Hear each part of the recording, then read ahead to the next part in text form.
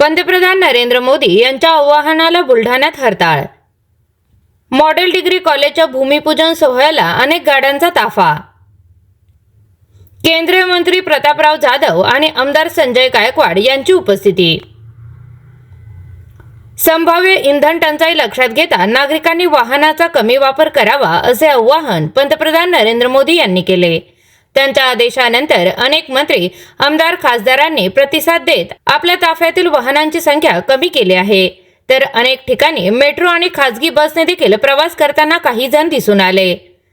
मात्र बुलढाण्यात याच आव्हानाला हरताळ फासल्याचे दिसून आले। मॉडेल डिग्री कॉलेजच्या भूमिपूजन सोहळ्यासाठी प्रतापराव जाधव आणि आमदार संजय गायकवाड यांची उपस्थिती होती। त्यांच्या वाहनातील ताफा अत्यल्प होता, मात्र इतर लोकप्रतिनिधी, नेते आणि अधिकाऱ्यांच्या वाहनांचा मोठा ताफा पाहायला मिळाला।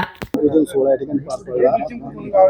केंद्रीय मंत्री प्रतापराव जाधव आणि तुमच्याही ताफ्यामध्ये एकच गाडी पाहायला मिळाली, मात्र जे आयोजक आहेत त्यांच्याकडून कुठेतरी पंतप्रधान मोदी यांच्या आव्हानाला हरताळ फासल्याचं पाहायला मिळालं। आता आव्हान करून नुकतेच 1-2 दिवस झाला आणि हळूहळू तर प्रत्येकजण त्याच्यावर अंमलबजावणी करून राहिला।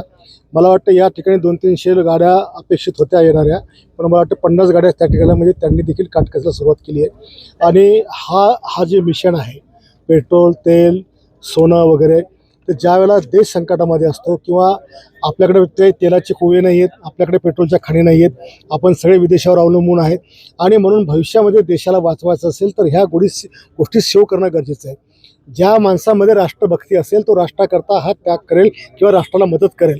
ज्यांचं प्रेम राष्ट्रावर नसेल त्यांनी या विषयाला राजकीय विषय म्हणून बघितलं नाही पाहिजे की एखादा पंतप्रधान, तो प्रधानमंत्री जरी असला तर तो देशाचा प्रमुख नागरिक आणि देशाचा कर्ता आहे।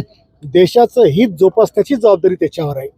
आणि या जागतिक युद्धाच्या याच्यावर परिणामामुळे आपल्याला दिसतं की आपल्या देशावर संकट येऊन राहिलेलं आहे। त्याच्यामुळे या संकटावर मात करायकरता जे आव्हान प्रधानमंत्र्यांनी केलं आहे त्या प्रत्येकावर अंमलबजावणी करणं हे शासकीय अधिकारी असेल, लोकप्रतिनिधी असेल, प्रत्येक नागरिकाचं, लोकप्रतिनिधी प्रत्येकाचं काम आहे।